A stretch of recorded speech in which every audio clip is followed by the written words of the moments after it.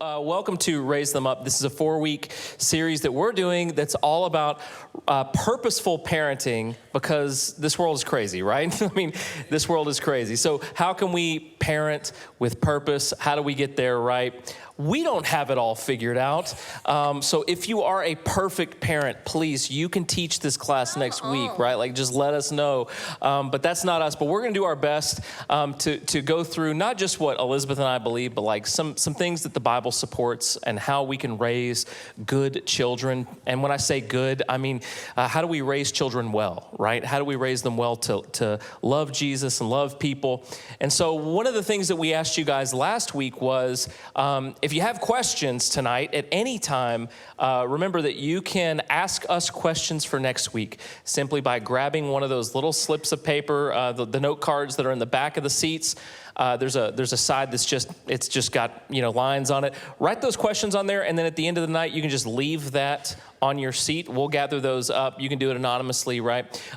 Next week, Dr. Peggy Karlowski, she's a licensed psychologist, is going to be with us. She's amazing. She's written lots of books, and she's going to speak with us about a different kind of angle on parenting that you're going to love. So think about that when you're writing questions tonight. You may have some specifically that she can answer.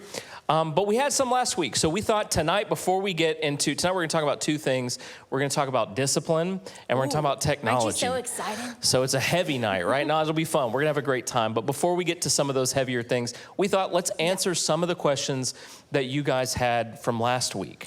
And by answer, we mean discuss, right? Because like you said, we have our thoughts. We studied up on some of these things to kind of put some thoughts together. But the first question, we actually had a couple people ask variations of this same question. So we wanted to start with that.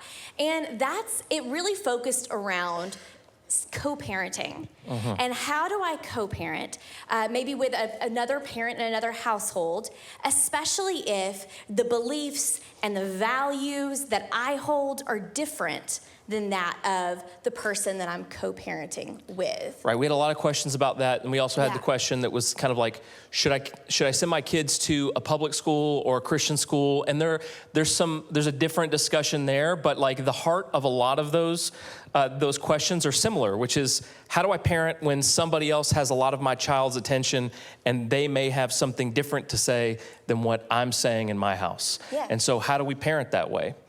There's this influence issue, right? So we feel like, we talked a lot last week about being intentional about how we're speaking into our children's lives and being intentional about what we are putting and who we are putting around our children.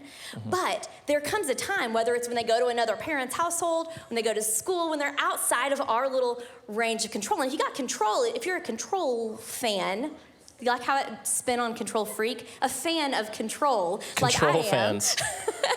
Then that's challenging, right? Like, how do I let that go?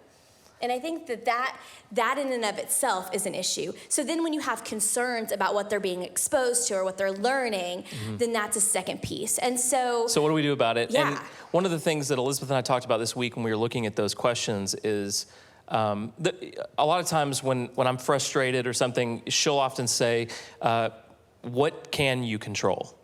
Right? Instead of worrying about what you can't control, let's focus on what you can actually control. And so what do you control? You control what happens in your home and the voice that is carrying through your house and your household. So that would be my first advice, is be concerned with what's happening in your house first and foremost, and try not to get into this negative narrative of shouting down other voices. We're a big believer that your consistency, and we'll get into consistency, but first of all, if you're raising your children to love Jesus, then you have to believe that you are parenting in a good, godly manner, right?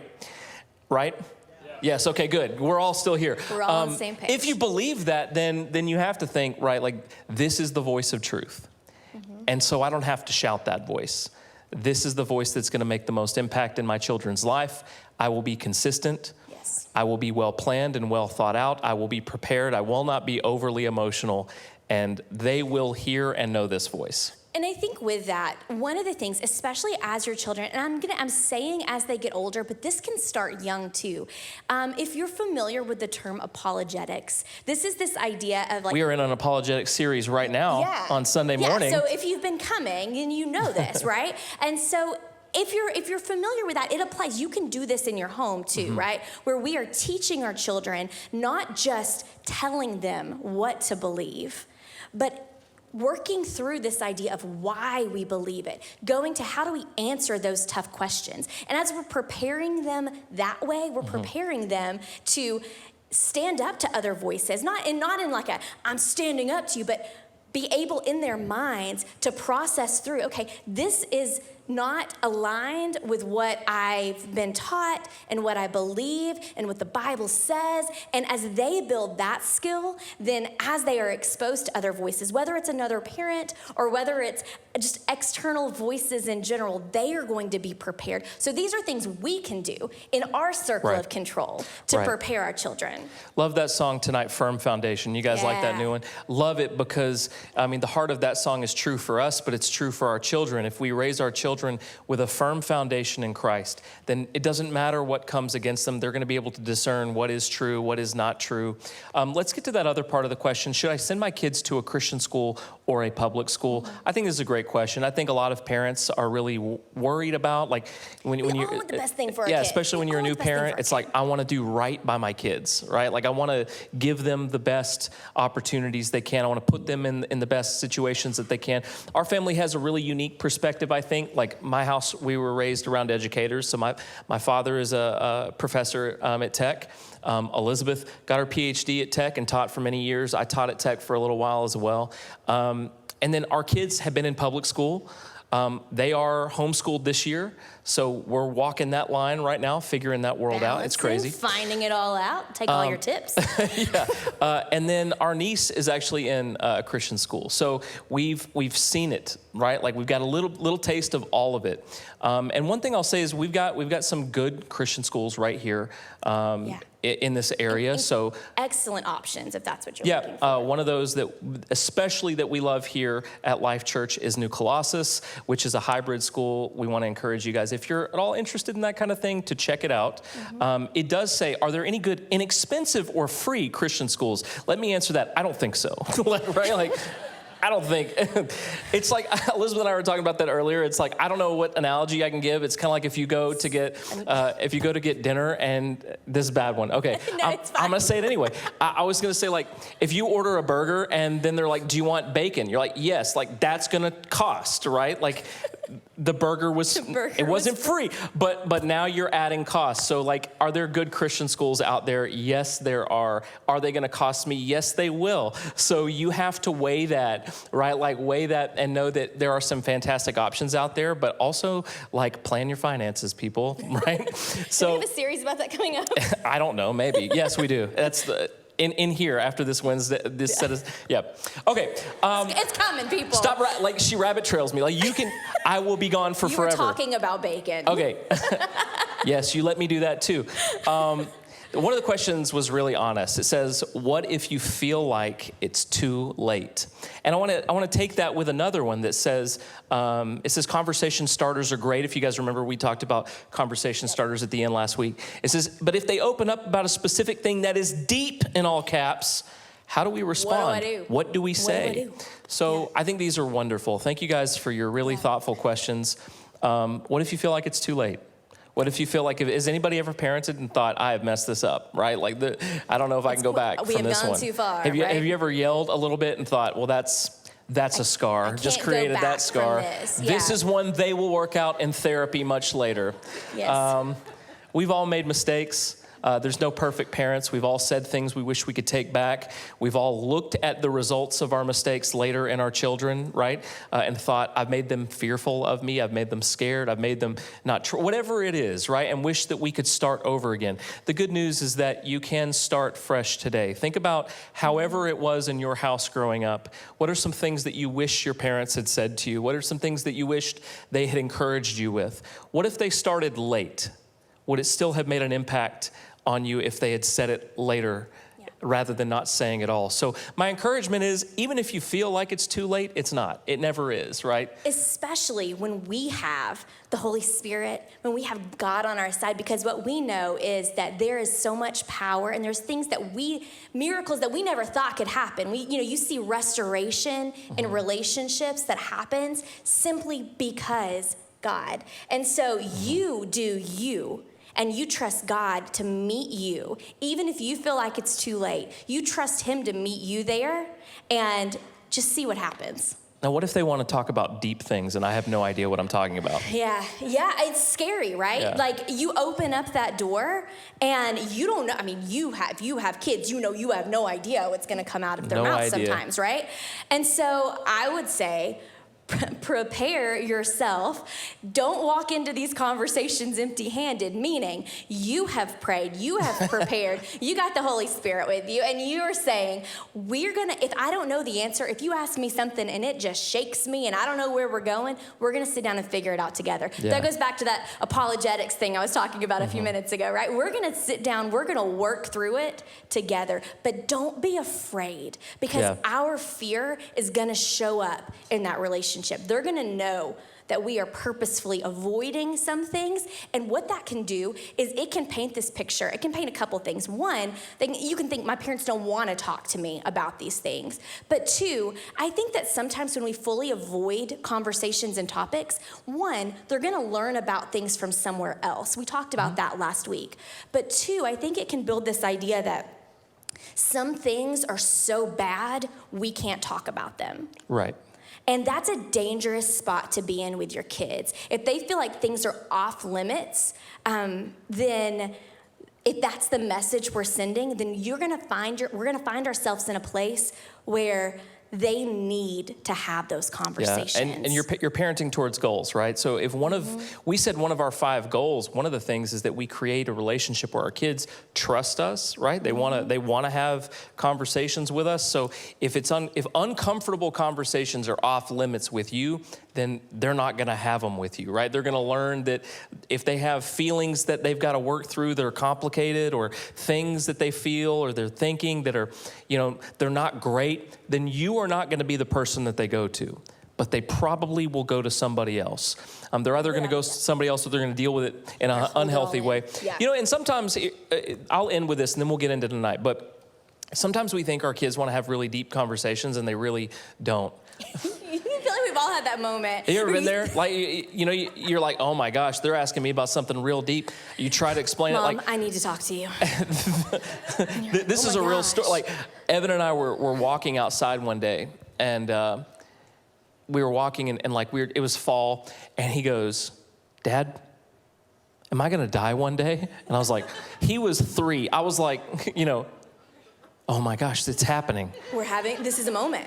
He's always going to remember I thought this. I had a lot more time. And so I'm like, how do I do this? How do I do this? How do I do this? Okay. See the leaves on the tree and the way they're falling. And I start going into this really complicated, and he was just like, okay, hey, look, it's Mom up ahead. You know what I mean? You're like, okay, you don't care. Okay, great. I could have just said yes. And that would have been all he really wanted to know. Yes, and we're moving on. So sometimes, what they need from you is not, we put our adult brains on them. We're like, they want understanding. Sometimes they just want an answer, Yeah. So don't psych yourself out. The conversation at that level may be way easier than you think. But tonight we're going to get into a couple things. So we told you we were going to talk about discipline and technology. So we're going to start with discipline, right? We're just going to get that one and take care of that. Hebrews 12:6 says, for the Lord disciplines the ones he hates, is mad at. No, it's the ones he loves, and he chastises every son whom he receives. And so discipline is part of the nature of God, right? Discipline is part of what God does to those that he loves. And so when Elizabeth and I are talking about discipline tonight, we want to make sure that when we're decoding discipline, that we're talking about discipline in terms of the goals. So let's look back really quick at the goals that we set in week 1. So there are 5 goals. The first one was to raise children that love God and love people. And we're all on the same page there, I think. To disciple them in their faith, preparing them to be successful adults, that we draw closer as a family as our children get older, and that we don't go crazy while we're doing it, right? Those were our 5 goals. Yes, you may have a lot more, but I feel solid about number 5. Yeah, it's a good goal. And so when we're looking at how that we're going to choose to discipline, because all discipline is a choice, right? We want to keep these goals in mind. Yeah. And this is not just, how do we parent? We parent with those goals. No, we also discipline with those goals. And sometimes we like to separate these things and say, parenting is all the fun stuff, the warm, the loving stuff, but discipline is hard. Discipline is harsh. Discipline is punishment. And we want to let's look at this differently and say, discipline may not be fun, but it should have purpose, right? And it should have the same purpose. So we want to discipline towards those 5 goals. And one of the first things, the big ideas, we have 3 big ideas for tonight. One of the first ones is this, that orienting towards your goals can help you not act emotionally and act with consistency. We talk a lot about we want to act, which is planned. An action is planned. We don't want to just react, right? And that's especially true, I think, in discipline. Because discipline, we want to broaden our perspective around what this means. Discipline does not equal punishment. Okay? Think about it more as teaching, right? We're teaching our children through discipline. And so one way we do that, if you teach, you can't just teach the ABCs one time and expect them to know. You're consistent. Teaching is consistent, and discipline has to be consistent too. So we orient toward our goal, which means we're not just acting emotionally, we're acting consistently. Because when children are facing, any of us, unpredictability, inconsistency, it can make us feel really anxious. It can make us feel really unsettled. We don't know what to expect. We don't know what's going to come next. How are they going to respond to me next time? My parent yelled at me yesterday, and then nothing changed, and what's going to happen today?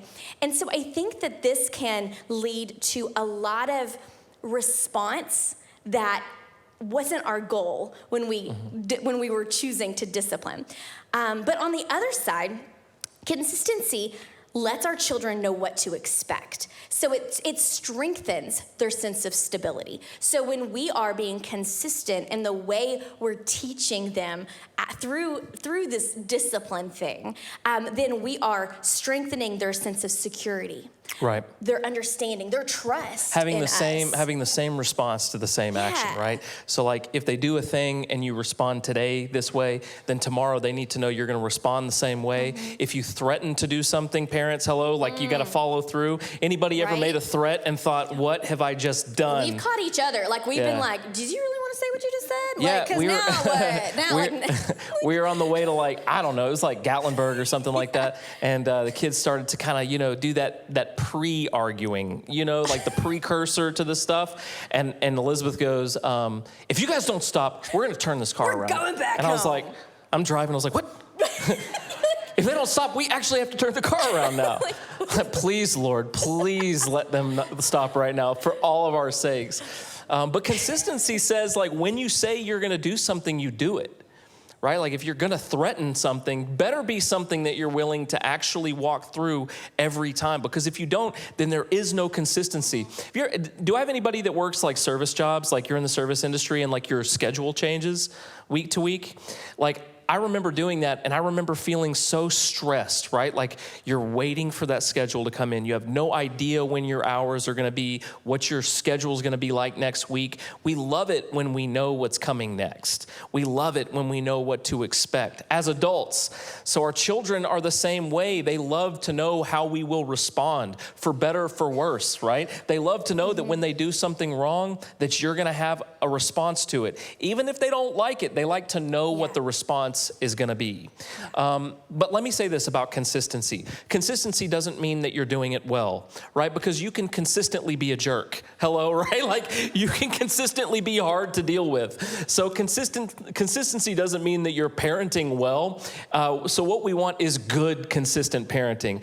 And we get that when we put it back towards those 5 goals. What is good, consistent parenting? Parenting that consistently is being filtered through our parenting goals. If it doesn't go through the goals, then you're just shooting from the hip. You may be consistent with it, right? You may consistently be making a response, but it may be something that's doing consistent damage and not making you growing and raising children that are consistently growing towards Jesus. So what Elizabeth and I want to do over the next few minutes is just walk you through the discipline process that we use at our home. I believe that we prayed a long time about this. We worked at it before we had children, and we've had to refine it, right? Because nobody gets it right the first 10 times in parenting, right? And so we've tried to filter this model of discipline through these parenting goals, and it was fun to write it out because I'll be honest with you, these are things that we've talked about but never written down before. So it was a lot of fun. So there are a few steps. I think there's like 7, and you're like, good Lord, that's a lot. They're quick. But it's, I mean, this is a complicated thing, right? We've got to get this right. Yeah. And let me just say this before we get into it. Here's the reason why. The way that we discipline, if we don't do it well, we can really put walls up between our children, right? I think a lot of times when we unpack things that happen with our parents, it always goes back to how we were disciplined, how we were punished, right? And so like the way that you view your father, your mother, it may be how, they handled some of these situations for better, for worse. So we're going to try our best to do these the way that we feel like goes through these goals. So let's go to number 1.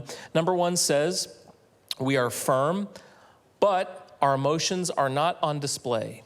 This is big for us, right? We don't want to discipline out of emotion. This goes back to the planning action versus just reacting. We don't want to just react in the moment out of emotion, because typically, I don't know about you, but when I'm emotional, sometimes I say things I don't really mean. Anyone? Maybe it's just me? For sure. Like sometimes that's not my most thought out and most proud moments typically when I'm like at the height of emotion. Yeah. And so with that, we talk about that in marriage as well. You don't want to, like we talk about fighting fairly. You don't want to have those big conversations usually at the height of your emotion. And it's the same way with our kids, except at least in a marriage, you're talking to another adult. You're talking to a child here that may not really understand why you're responding with the level of emotion that you are. Yeah, and we talked about last week having triggers, right? You bring those triggers into your discipline process.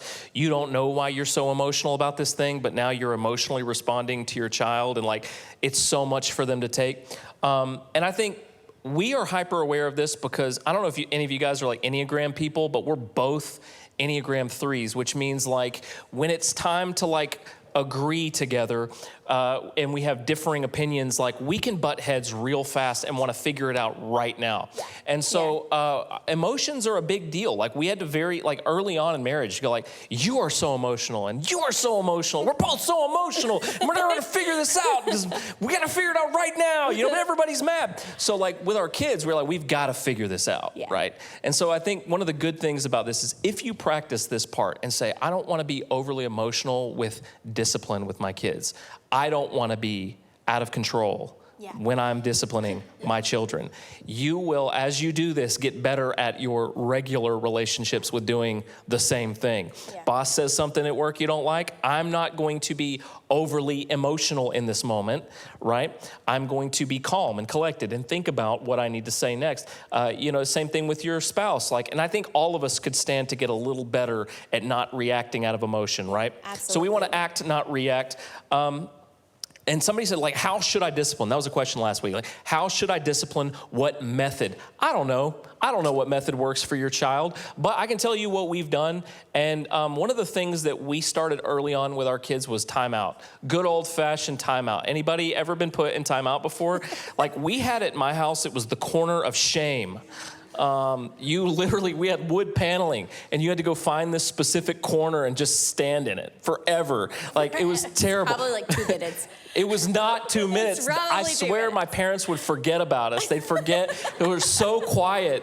They would forget we were there. And I'm just I'm still here. It's a half hour later.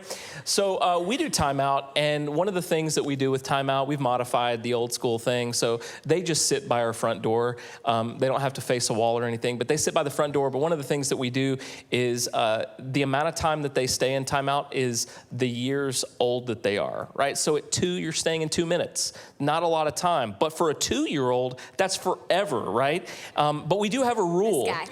Right? 2 minutes. I'm hyper aware about the time, right? Nobody should be left for a half hour. But we say, here's one thing that we do though. We say it's really important that if we're in control of our emotions, that you also learn how to be in control of your emotions. And so time out, even though maybe you're 2 and it's only 2 minutes, it doesn't actually start until the crying stops. We're not going to say that you shouldn't or can't cry.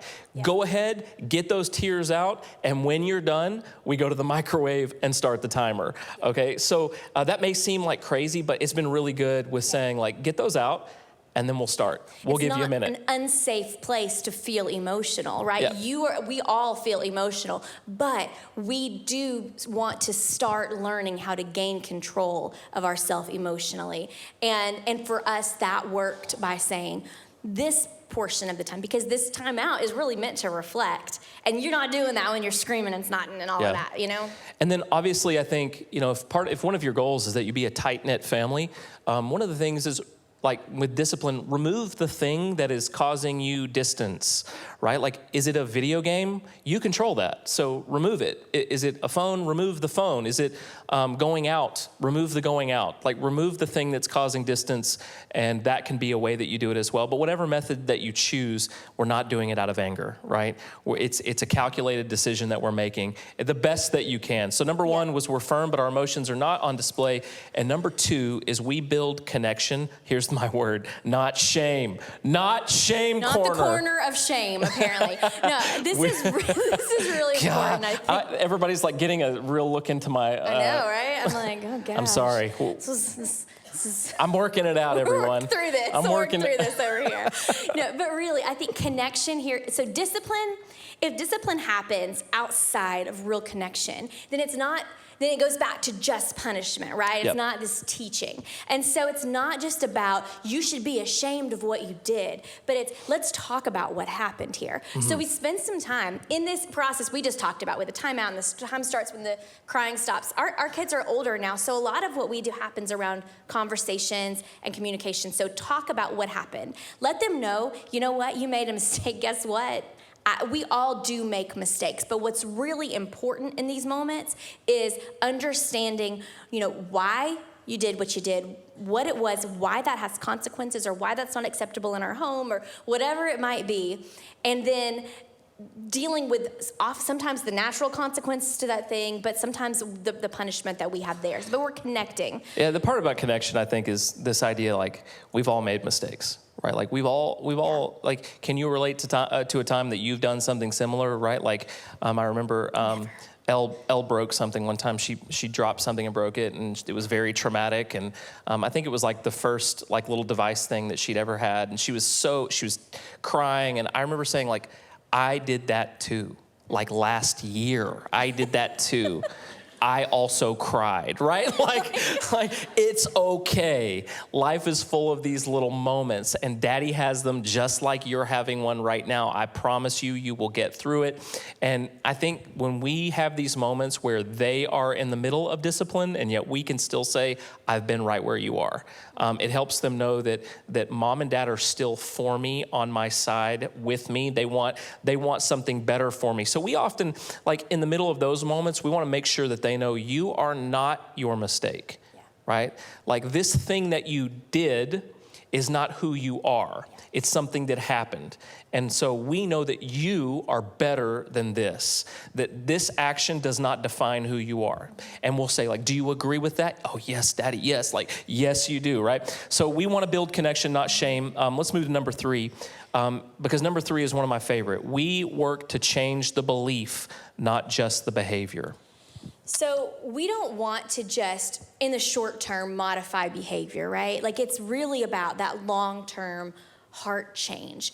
And this is why I said let's broaden our perspective earlier, because one of the things that we feel really strongly about is that discipline can build character. Right. Punishment modifies behavior. Right. And so when we look at this more holistically and we think it's not just about the in the moment consequence, it's about the connection, it's about building, it's about the consistency. Mm-hmm. All of these things are building character for the long run. This parenting isn't it's not a short game, right? Parenting is a long-term project. It's a long game. So that's why we always say, like, sometimes people will be like, oh, you're not hard, you should be harder, right? You should be harder. And I'm like, man, we're parenting towards the goal, right? And like we know what it's going to take to get our kids to the goal. And so discipline is building long-term character. And that's what I want. Do I want the behavior to change? Yeah. Yes. Yeah. But like all of us know that kid in school that was so good at home and terrible when they got away from their parents, right? And how many of us know that kid that like was perfect when they were in high school, but the moment they had freedom and went to college, they were nothing like that, right? Can everybody think of like at least one person that was like that once they got away from mom and dad, how different they were? You can't always blame the parents, right? This is not always the parents' fault. Yeah. But I think we can look at that and say, how can I do my best as a parent to make sure that I'm parenting, right? I'm parenting to build the character and not just to change the behavior in the moment. So one of the things we do with that is it does go back to conversation, and this can be a little more difficult than just reacting to the moment. But it starts with like that conversation. I want you to understand why. Like what you did and why it was not the best choice in this circumstance. So I want them to tell me what they did wrong. I want them to understand what they did wrong. I don't want to just be the one always telling them, you shouldn't have done this, you shouldn't have done this. Okay, so we found ourselves in this situation. Tell me what you did and why that was a poor choice. This is so good. So let's go back to let's imagine that like one of our kids did something like terrible and they are in timeout. They've gone through this period, they've sat in timeout, right? Like the tears have stopped, they've done their time, right? And like now it's time for mom and dad to come over. We're gonna wrap this thing up. One of the first things that we always say is just what she said, like, why are you here? What did you do wrong? And this is such a good question because a lot of times, even after you tell them why they're there, they don't repeat the same thing back. Like their understanding of why they're there is very different than why you think they're there. So make sure that you're clear because otherwise they're doing time for something totally different. And then they go out and they do it again and you're like, you literally just set a time out for that, right? But it's like we have to create that shared understanding. And so we can make assumptions about what they know or what we think they know. And it can lead us to have repeats of the same things over and over. So getting it out in the open is really helpful. So after we're like, what did you do? And we can all agree on that. Then the next easy question is, why? Yeah. Why did you do it? And a lot of times as parents, we want to skip all that. Right? We want to skip all these questions and just get down to, you did it, right? You should never do it. Don't do it again. But like, again, you want to parent for the goal. So like, let's understand why they did it. Even at a young age, right? Because everything is scalable. Even at a young age, right? Like even when they're barely able to express communication with you, it can be like, I'm mad. Okay. All right, you're mad. Like now let's work on how to express our frustration in a way that's not going to be like this. And so why did you do that is important. What we're trying to do here is raise relationally intelligent children that can express how they feel at any time. Why are you upset? Why are you feeling alone? Why are you frustrated? If they can articulate these things to you, then you are raising a child that is going to have deep emotional relationships because not only can they figure out why they're frustrated, they can probably figure out why you're frustrated too. And it helps when you're asking them to pursue a relationship with Jesus because they're pursuing one that is much more honest than a lot of times we really are because they're in tune with how they really feel and why they feel that way.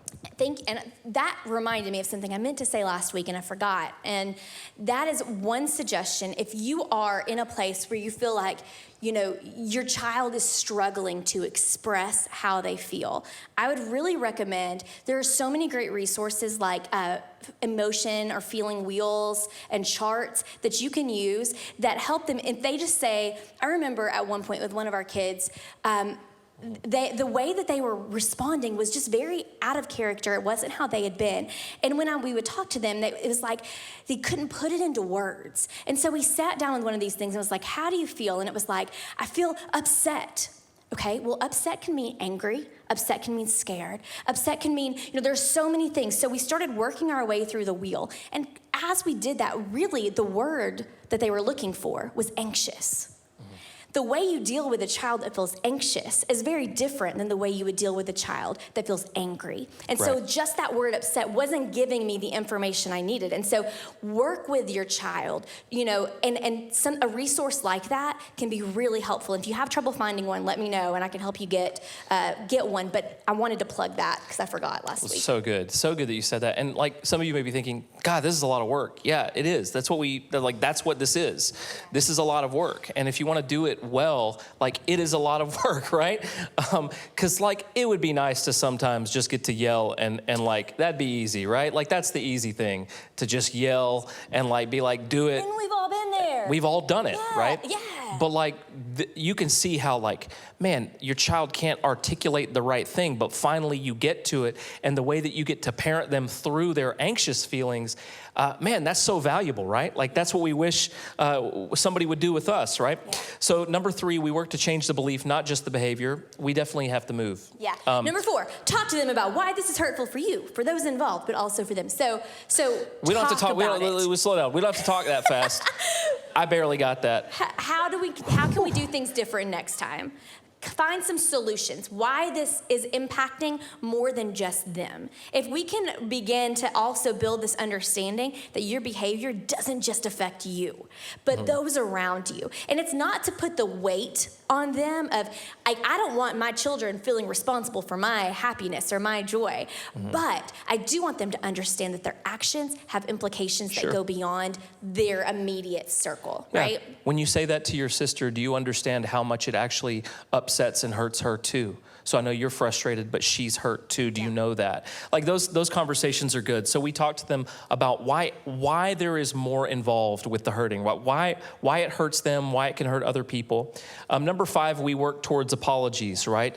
And that's simple. We work our way towards it. They are understanding what they've done, so now we are naturally working towards it. And I don't always say, it's time for apologies, right? Like it's like, it's time, it's the time we've all been waiting for. It's more like, you know, what do you think we need to do here? What do you think we need to do? I just want to say, Dad, I'm really sorry. Like, this is the natural, you are funneling down towards this apology. And so we work towards the apologies. Number 6, after apologies, we pray. We always pray. Yeah. Why? Because, again, you have levied discipline. It is hurtful and it is hard. And even when you've worked through emotions, sometimes that can be draining and hard. This prayer is the lift back up. This is the prayer where we're doing the things we said last week. We're going to talk about how good they are. We're going to reinforce in this prayer all the things that they are, not the thing that they did, all the things that we know that they are. God, thank you right now for Evan. I thank you that he is so good and brave and strong and kind. God, I thank you that I get to be his dad. Like, we're going to go through all these affirming things, but we're also going to say, and God, we thank you that you've given us the tools to not do this again, right? And that even when we do, even when we make the mistakes, even if something like this happens again, that God, you love us. You meet us where we are. Exactly. You meet us right where we are. So we pray. And then last one, this is my favorite one. If you've never gotten to do this as a parent at the end, then we move on. Number 7, then we move on. Yep. It's the best part because your kids do not expect this part. They think their night is over. They think the day has been ruined. The die has been cast. Like everything is terrible now. And the best part is to be able to say, when you get to get real low, get on their level and say, hey, guess what? This is over. We don't have to talk about it again. We can move on from this moment right now. I want to have a good time. Don't you want to have a good time? And then I always do something. We hug. We love each other, right? Like I get up in their personal space in this moment. And then I make them laugh, right?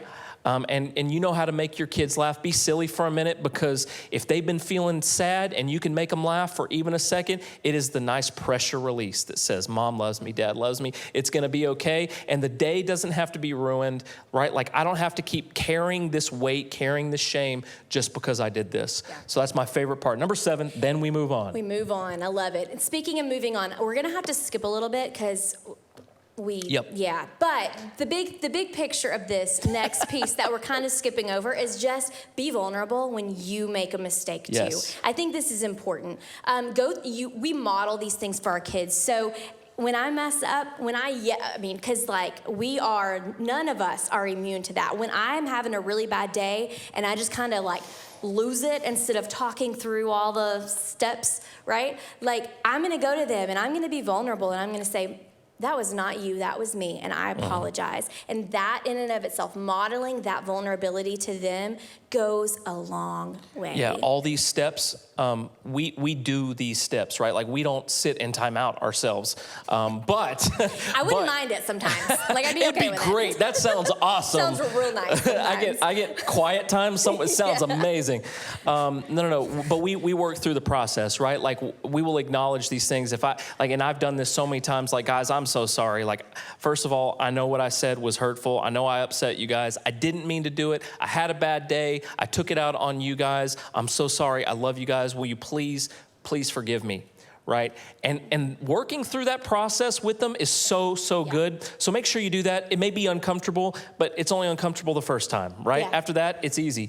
So now let's jump into technology. We don't have a lot of time, but let me tell you, one of the things that you're not going to hear from us is that technology is bad. You're just not, like, I just don't believe that. Elizabeth's job is virtual and remote. Almost 10 years of my life here has been through technology. We do school now with our kids through technology. Like, it is not bad in itself, but just like anything, it certainly can be, right? And so really tonight is not about how to keep your kids away from technology. It's about, we're still parenting towards the goals. How do we create children, how do we parent children that know how to use technology in an appropriate way, that are not slaves to technology, that are not being controlled by it? And also, how do we protect them as parents, right? Because they're not equipped to make all the decisions and choices right now. So how do we as parents protect them from things that they need to be protected from? Yeah. I think a big thing here is, and you mentioned it earlier, is that you control their exposure to technology. Like if it's becoming a rift between you and them, if it's causing them to lose focus on other things in their life that matter, if that's all they care about, whatever the thing may be, remember, like you were the parent here, right? You control that exposure. And so sometimes you have to flex that a little bit and be like, no, we're taking a break, right? But if we're being honest, before we deal with how we deal with it with our children, I want to quickly address, like, we need to deal with our own issues with technology, right? Because sometimes I can feel definitely like a hypocrite when I'm like, you're spending way too much time on that thing. Meanwhile, my phone's like, zzz, zzz, zzz, zzz, you know what I mean? So like the first thing that we need to do is just be honest about our own relationship with technology. And so if you need to work on curbing your relationship with technology, consider a couple of these. I'm going to go through them quick. Consider a cell phone free day of your week. You don't have to do this all the time, but try it every now and then. Obviously, I'm going to put this caveat out there. There are probably some phone calls and text messages that you need to take or respond to for work or family. This goes beyond those things. You are a responsible adult. Yeah, you know when you're using that as an excuse, right?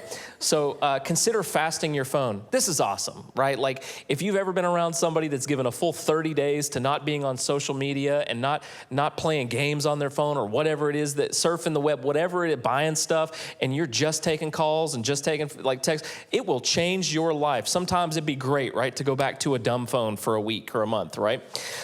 So consider fasting it, right? Like, and using that time to really like lean into what the Lord has to say to you. We mentioned this last week. Turn off as many of those notifications as possible. That's number 3, right? So they're not dinging all the time. Yep. Turn off as many push notifications as you can. These companies and apps and they want to make sure that they have as constant access to you as possible, and you have the power to shut all those things off. And then use apps to help you set limits, like space and screen time. Screen time comes native on your phone. We'll talk about that later. So you can set your own limits, right? Like I don't trust myself. Like after 10 o'clock, I need to be off my phone, right? Like you can set it to where your phone's going to say, hey, it's 10 o'clock. Like we're shutting you down. You have been on Instagram for 2 hours. Please stop. You know, like those your kinds of screen time too. is up 71% this week. And you're like, when it started sending those notifications, what like have the I amount done? of time, I was like, oh my gosh. So I started setting those limits for myself. Like it notifies me when I've spent my limit. Anybody ever use screen media. time and you're like, it's not possible that I'm up this percentage this week? It's clearly made a mistake. It is not clearly made possible. It's good to have information, right? Yeah. Don't shy away from the informational side of it. Like, I don't want to know how much I'm using it. No, you do want to know, because it's like your finances. Like, I don't want to know where the money goes. Like, you do want to know.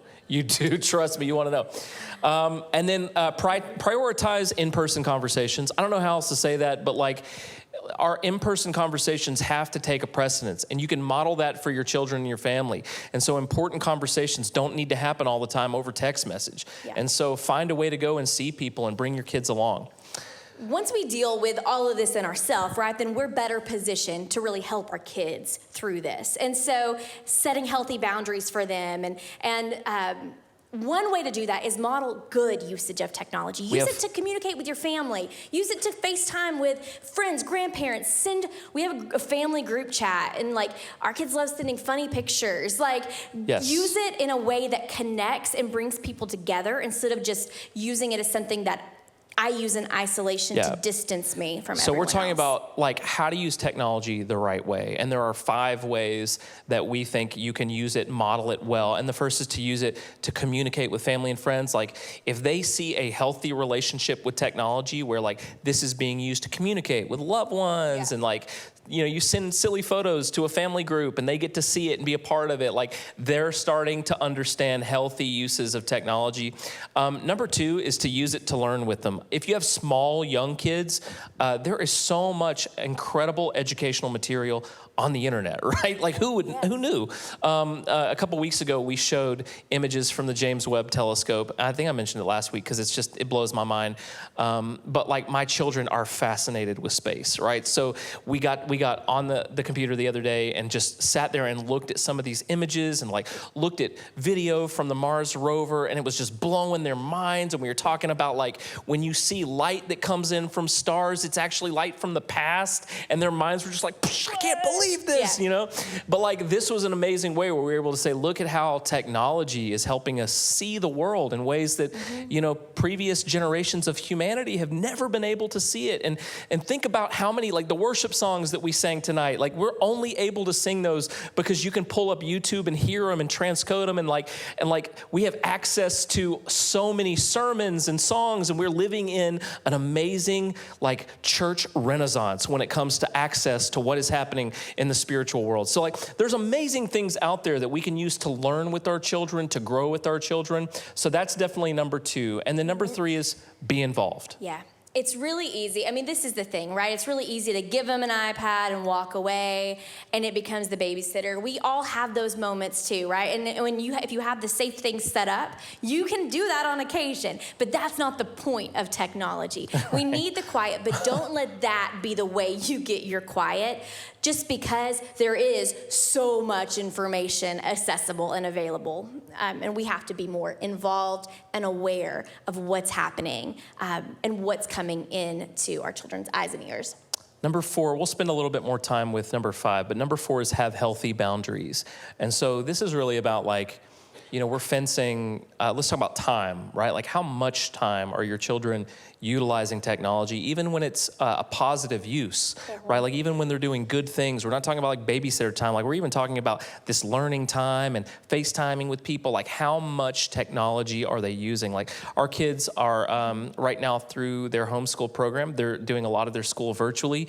So we know that a good block of their morning is gonna be on devices. So we've gotta pay attention to how much device time they have the rest of the day, even if it's good stuff, because they've already spent a chunk of the day with their face in front of a screen. Yeah. So know your kids, set healthy boundaries, and make sure that your screen time is not the majority of time, right? Like if you can add it up and look at how much time they're spending in your presence, if the majority of it or a lot of it even percentage-wise is spent with a device, try changing it up. Try shifting that boundary. And this is something where we are always working on finding that right balance. It's a conversation. I mean, we had this conversation even like this week with our kids. Like we're always working on it because we may be doing really well and then things kind of slack off and we just start to develop habits that aren't as healthy when it comes to this. So then we have to rein it back in.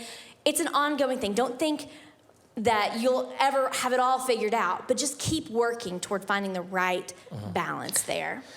And then the last one is be an advocate for your child. I think what people, especially when we're talking about technology, I think one of the things that we're all concerned about is exposure, right? you don't want your children to be exposed to something that you wouldn't choose to expose them to, right? All of us can think of things. I know even a couple years ago, there was a big scare with the YouTube Kids app that like videos were getting through. Like, that's just a good reminder to us that anytime your children are on the internet, ever, like they are not completely safe. Right? So you're mitigating like how much, like what the level of risk is that you're comfortable with when your children are on the internet. And that's not saying that that's a bad thing. It's just something you have to keep in your mind, right? If you're letting them free on these apps, know what it is, be a part of it. So we said, be an advocate for your child. Number one, know what they're doing at all times. So we have a thing with technology that there's no such thing as technology privacy. And I know for some of you guys, like your kids get older and you think, well, that works until like they're teenagers, and then shaking your head, nope.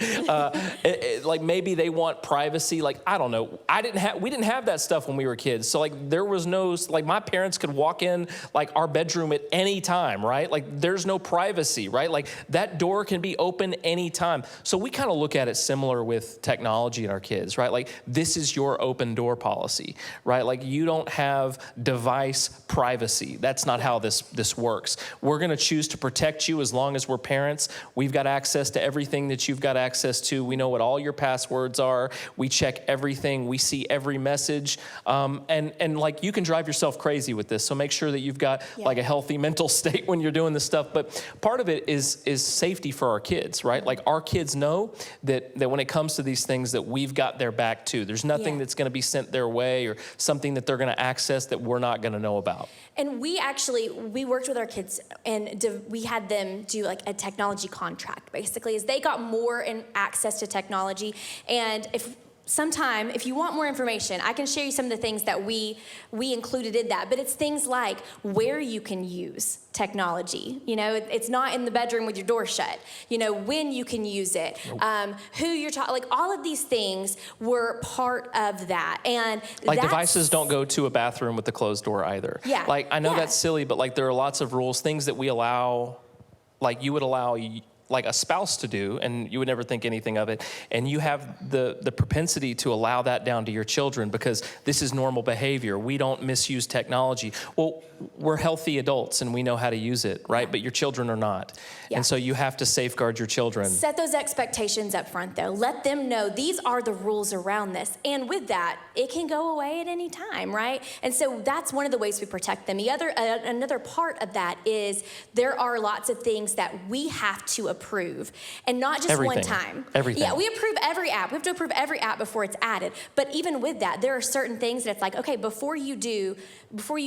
only have certain people on YouTube that they can watch. But even before you watch an approved person on YouTube, you come tell us that you're going to. Yeah, right? So it's things like that. It's such a ridiculous process. Like this is literally how it sounds in our house. Dad, can I watch YouTube? What are you watching? This channel that has been approved. Yes, right here, right? And like, here's the thing, that means I'm right there. Yeah. And if you don't want to do that, then just say, not right now. Yeah. Not right now. And you may say, well, I think you've pushed that boundary too far. That is up to you. You make those choices with your kids, and you know, like, for us, technology is a contract of trust. And we want to trust our kids, but we also want to make sure that we're putting some things in to help them not make mistakes. And so there's a couple apps that we want to talk to you guys about really quickly tonight. Let's bring up the ones that we're not super familiar with that have been recommended. So one of them is called Family Time. You can see that at familytime.io. Familytime.io. It comes highly recommended. It does a couple things. It blocks apps. It has this thing called Family Pause, which I thought was really cool. So basically, you can be like, okay, device time is done because chores aren't done. I'm pausing the Wi-Fi across all those devices, right? That's kind of cool, right? Like when the chores are done, the Wi-Fi on your devices resumes, whatever. It has family pause. It has a limit for screen time. You can plug all that stuff in. It also has an internet filter, so really cool. Our technology director here, Daniel Brooks, talked to me about one that he uses called OpenDNS. So you can find that at opendns.com. This one is free for you, which is different because everything else costs. So this is free. But you need to be a little bit more tech savvy. Am I right? So if you'd say I'm a little bit more tech savvy, I like to watch the YouTube videos and figure this stuff out. This might be your route because it does kind of like a whole home internet solution. So anyway, check that one out. And then the last one, this is the one that we use. It's called Bark. And you find that one at bark.us.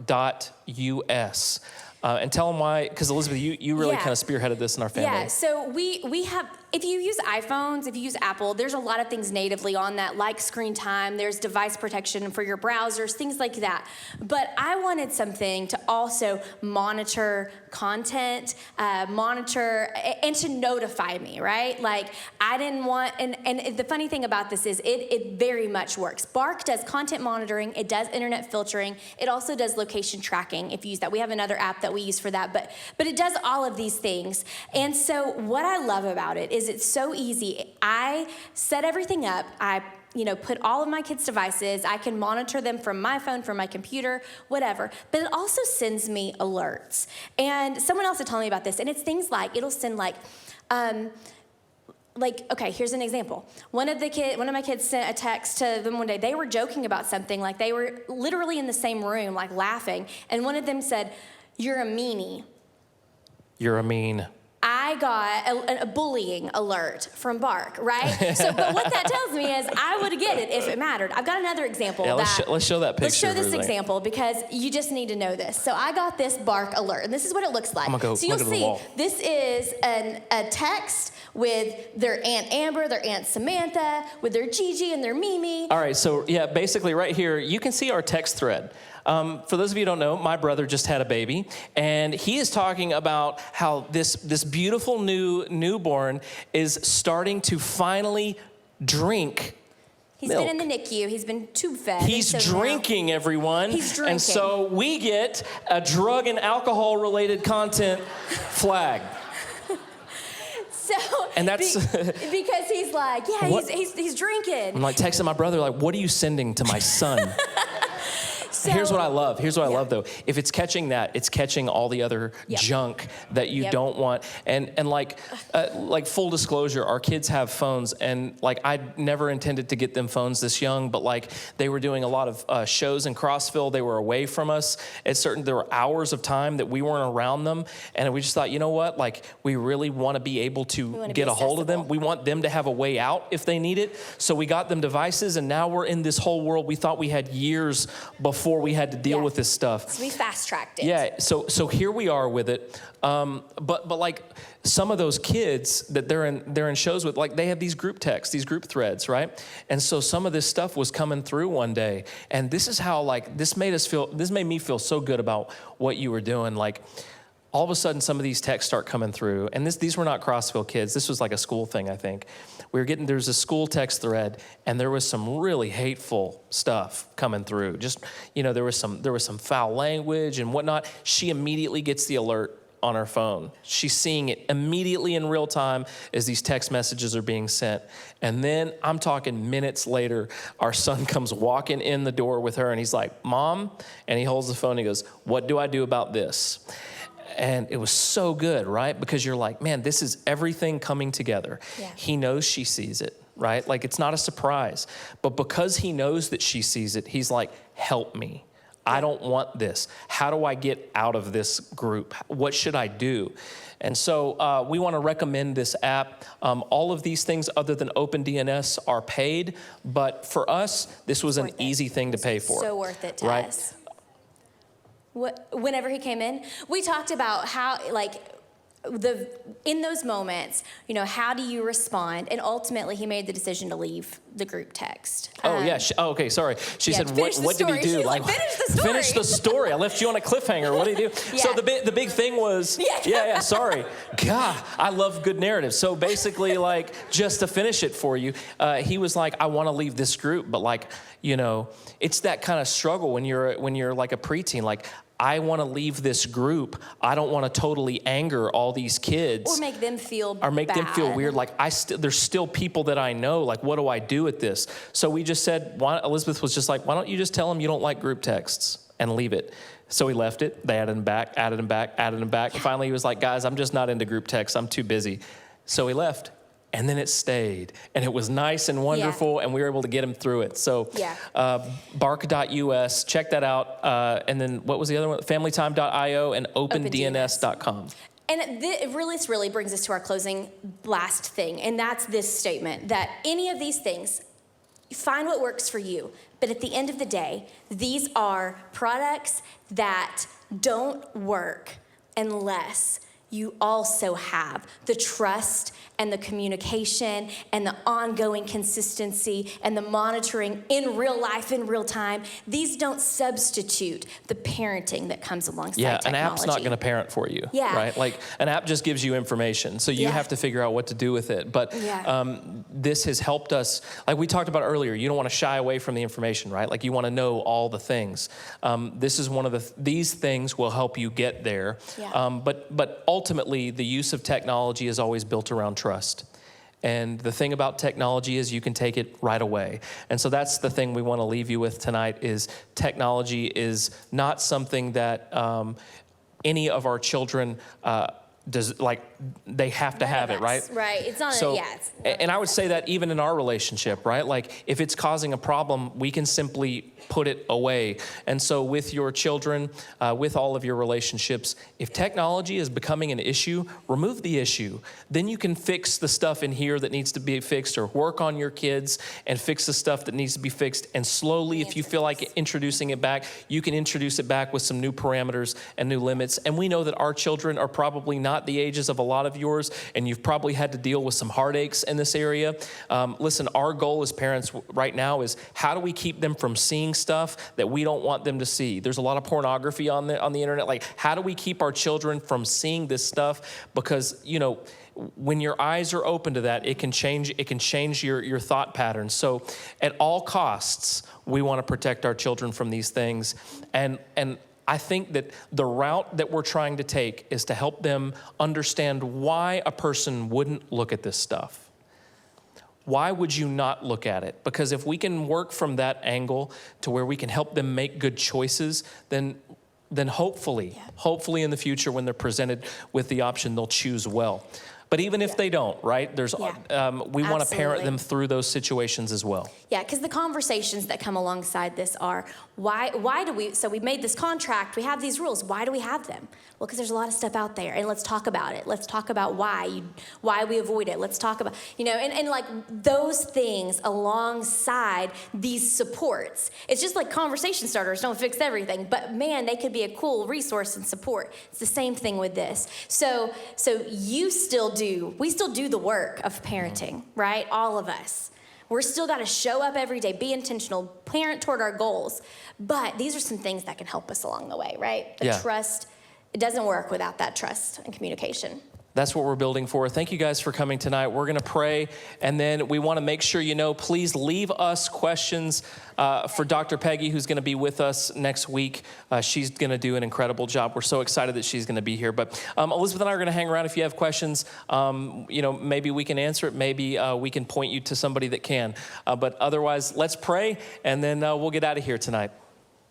Heavenly Father, we come to you and we are so thankful for the opportunity to be in the room. God, I said this last week and I so feel this again tonight. I'm so thankful for a room of people that are so willing to want the best for their children. God, that they show up because they want the best things for their children and the children in their life, the children that surround them. So God, I thank you for that tonight. And I thank you that we have these goals in common that we are pushing toward. Just developing and fostering children and relationships that draw closer to you, God. So I pray that you would meet us this week, meet us in each of these spots in the hard conversations.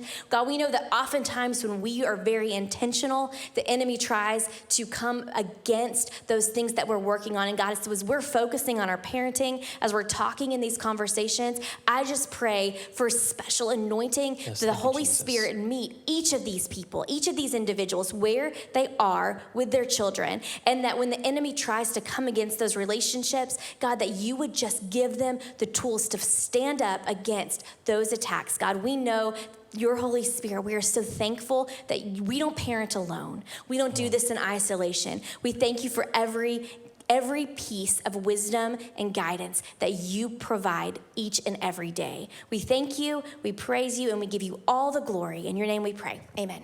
Amen. Guys, one last thing before you head out. I forgot to remind you. So we've got Dr. Peggy next week, Pastor Bobby's week 4. Then week 5 is a night of prayer for all of our families here. But we also have on that evening family dedication services happening here. So if you've never gotten the opportunity to do a family dedication service with your child, that's the week. You can sign up online for that right now. Bye, everybody. Have a good week.